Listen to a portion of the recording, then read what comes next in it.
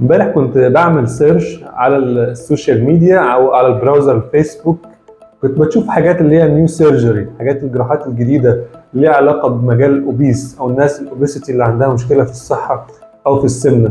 طبعا كل يوم بتطلع حاجات ادفانسد جديده، وكل يوم حاجات اكسكلوسيف ليها علاقه بالجراحات وكده. صراحه وقعت قدامي بقى قصه جديده كده لسه نازله. القصه الجديده دي هي عباره عن حاجه اسمها ال 4D liposuction of fats او liposuction fats 4D. دخلت اشوف الفيديو بتاع احد الزملاء، هو بينزل فيديو وبيعمل الجراحه دي.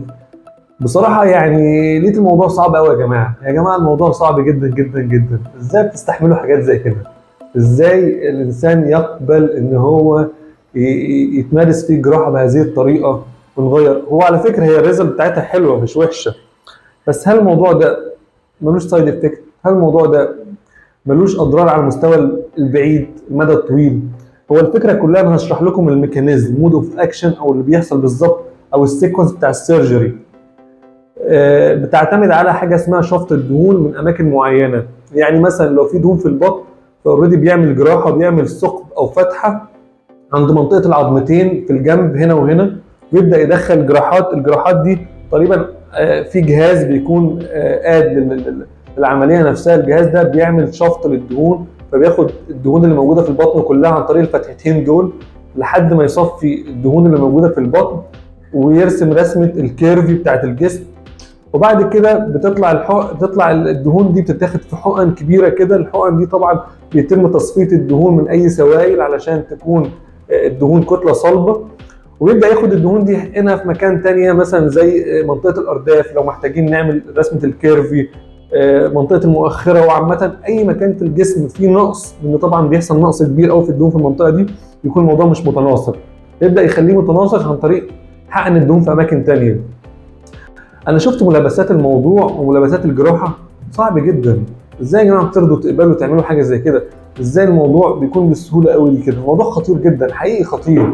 العلم اتطور وكل حاجه اتطورت، بس في الاول وفي الاخر احنا بنلعب في جسم الانسان، بنلعب في جسم الانسان عشان نعمل رفاهيه، مش علشان نعمل حاجه تنقذنا من الحياه او الموت.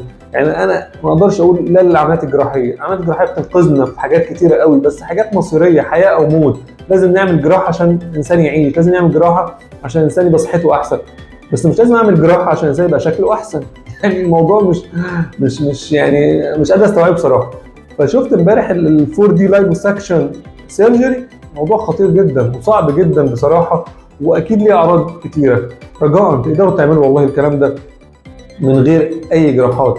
في بدائل كتيره قوي للعمليات الجراحيه، في اجهزه تفتيت دهون، وفي جلسات كتيره قوي هي البديل الامن لكل عمليات شفط الدهون والعمليات الجراحيه بتاعت التكميم وتحويل المسار وبالون المعده وي. الحاجات دي كلها بترجع، بس بترجع بعد ما حضرتك لعبت بجسمك وبدات دخلت جراحات وقصيت ولحمت وفتحت وتعرضت لادوات جراحيه وتخدير وقصه كبيره. فالرجوع بيكون ليها مش يعني ما بيكونش سهل. انت لو رجعت من حاجه انت عملتها كتير بتحس بصدمه كبيره، بتاخد شوك كبير قوي. فدي النادي. فانت عايز تعمل شيب كويس، خد الطريق الصح، خد طريق الدايت بلان، خد طريق السيشن اللي هي الماشين بتاعت الكافيتيشن والكرايو والميزوثيرابي ايا كانت التكنيكس. خد الواي بتاع الاكسرسايز، خد الواي اللي هو اللي بيكون كلها حاجات ناتشرالي، مفيش اي تدخل جراحي، مفيش اي حاجه بتخش جوه جسمك، لا كلها حاجات سوبرفيشال سطحيه كلها. اعمل كده، لكن اوعى تعمل جراحه في جسمك، لان انت وارد بنسبه 50-60% ترجع تاني، بس هترجع وانت لعبت في جسمك لعب كتير قوي. لكن انت لو عملت كل الحاجات الطبيعيه دي ورجعت مش هيفرق معاك الموضوع، عشان انت عرفت تروح للطريق ازاي، فهتعرف ترجعه ازاي. انا بس والله الموضوع امبارح شفته كده فاستفزني، فحبيت اتكلم فيه معاكم. اوعوا يا جماعه تعملوا عمليات جراحيه. والله يا جماعه الطريق سهل قوي، الدايت من غير عمليات جراحيه سهل قوي، تغير شكلك بنسبه 180 درجه من غير اي عمليات. شوف الحالات الناجحه، شوف الناس اللي هي غيرت حياتها، خدوا من تجارب الناس. شكرا.